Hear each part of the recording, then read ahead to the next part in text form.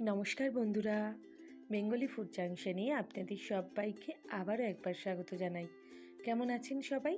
আশা করি সবাই খুব ভালো আছেন। আমিও ভালো আছি। নিরামিষ পনিরের রেসিপির মধ্যে আজকে আমি আপনাদের করে দেখাবো পনিরের ভুর্জি। আপনারা অনেকেই হয়তো এই পনিরের ভুর্জি খেয়ে থাকবেন বা অনেকেও না খেয়েও থাকতে পারেন।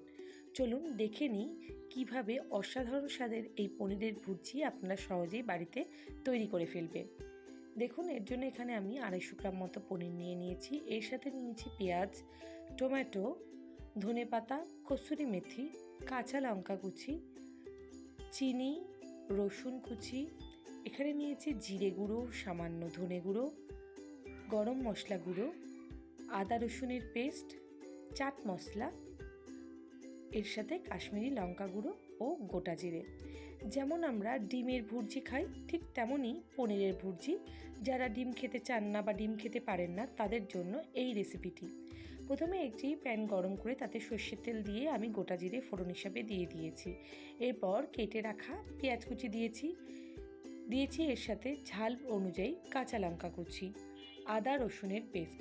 সব কিছুই পনিরের ওপর নির্ভর করেছে, অর্থাৎ পনিরের পরিমাণের ওপর, সেই অনুযায়ী আমি সব পরিমাণ ব্যবহার করেছি। এর সাথে দিচ্ছি 1/2 চামচ মতো কাশ্মীরি লঙ্কা গুঁড়ো, একটা বড় টমেটো ছোট ছোট করে কেটে তার মধ্যে দিয়ে দিয়েছি। সব কিছু মিশিয়ে দিয়ে ভালো করে নাড়াচাড়া করে নিলাম। আজকের এই পনিরের ভুর্জি রেসিপি যদি আপনাদের ভালো লেগে থাকে তাহলে লাইক, শেয়ার ও কমেন্ট করতে একদমই ভুলবেন না। আর আমার চ্যানেলে নতুন হয়ে থাকলে চ্যানেলটি সাবস্ক্রাইব করে পাশে থাকা বেল বাটনটি চাপ দিয়ে দেবেন, তাহলে আমি যখনই কোনো নতুন রেসিপি দেবো আপনারা খুব সহজেই দেখে নিতে পারবেন। এরপর আমি দিয়ে দিলাম লবণ ও সামান্য হলুদ। ভালো করে সব কিছু আরও একবার মিশিয়ে নিচ্ছি। পনিরের বিভিন্ন রেসিপির মধ্যে আমার এই রেসিপিটি যেন একটু বেশিই ভালো লেগেছে। আপনি বুঝতেই পারবেন না যে আপনি পনির খাচ্ছেন, এত টেস্ট খেতে। এরপর দিয়ে দিলাম রসুন কুচি, একে একে 1/2 চামচ জিরে গুঁড়ো, 1/2 চামচ ধনে গুঁড়ো। ভালো করে আরও একবার মিশিয়ে নিচ্ছি। যারা পুরোপুরি নিরামিষ অর্থাৎ পেঁয়াজ রসুন খান না তারা এখানে পেঁয়াজ রসুনটি স্কিপ করেও করতে পারেন, তাতে টমেটোর পরিমাণটা একটু বেশি দেবেন। এরপর দিয়ে দিচ্ছি, দেখতেই পাচ্ছেন খুব সামান্য একটু জল দিয়েছি আমি, যাতে সব কিছু ভালো করে নরম হয়ে যায়। এরপর ঢাকা দিয়ে মোটামুটি 3 থেকে 4 মিনিট আমি একটু রান্না করতে দেব।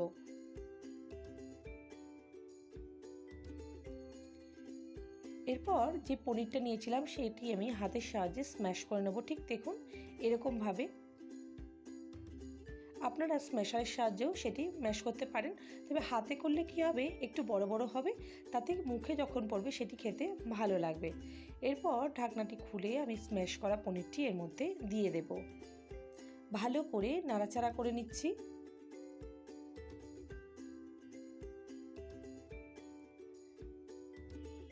এরপর পনিরটি ভালো করে গ্রেভির সাথে আমি মিশিয়ে নেব।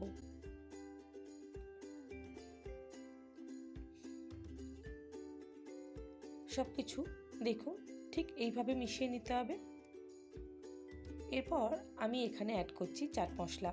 আমি এখানে 1/2 চামচের একটু বেশি চাট মশলা অ্যাড করেছি। দিয়ে দিচ্ছি দেখুন 1 চিমটে মতো গরম মশলা, স্বাদ অনুযায়ী চিনি। এরপর দিচ্ছি ধনেপাতা ও কসুরি মেথি। কসুরি মেথিটি আপনারা গুঁড়োটেরই দিতে পারেন, আমি এখানে পাতাটি ব্যবহার করেছি। এরপর দিয়ে দিচ্ছি ধনেপাতা। সব কিছু দিয়ে আরও একবার ভালো করে আমি মিশিয়ে নিচ্ছি। অসাধারণ গন্ধ বেরিয়েছিল, তার সাথে টেস্ট তাও বলার মতো নয়। আপনারা অবশ্যই বাড়িতে একবার ট্রাই করবেন, কথা দিচ্ছি প্রত্যেকেরই খুবই ভালো লাগবে। যখন দেখবো সব কিছু ভালোভাবে রেডি হয়ে গিয়েছে, আমি এখানে 1 টেবিল চামচ মতো বাটার দিয়ে আবার একবার ঢাকনা দিয়ে ঢেকে দিয়ে 1 থেকে 2 মিনিট রাখবো। ব্যাস, বাটারটি গলতে শুরু করে দিয়েছে আর আমাদের আজকের পনির ভুর্জি রেসিপি পুরোপুরি রেডি হয়ে গিয়েছে। আর এটি সব থেকে কী দিয়ে খেতে ভালো লাগবে, নান বা তন্দুরি রুটি বা নর্মাল বাড়ির রুটির সাথেও আপনারা ট্রাই করতে পারেন। তাহলে আর কি, বাড়িতে একবার এই রেসিপি দেখে বানিয়ে ফেলুন পনির ভুর্জি। আপনাদের যদি খুব ভালো লেগে থাকে তাহলে অবশ্যই লাইক, কমেন্ট, শেয়ার করতে ভুলবেন না। সবাই ভালো থাকবেন, সুস্থ থাকবেন। শুভরাত্রি।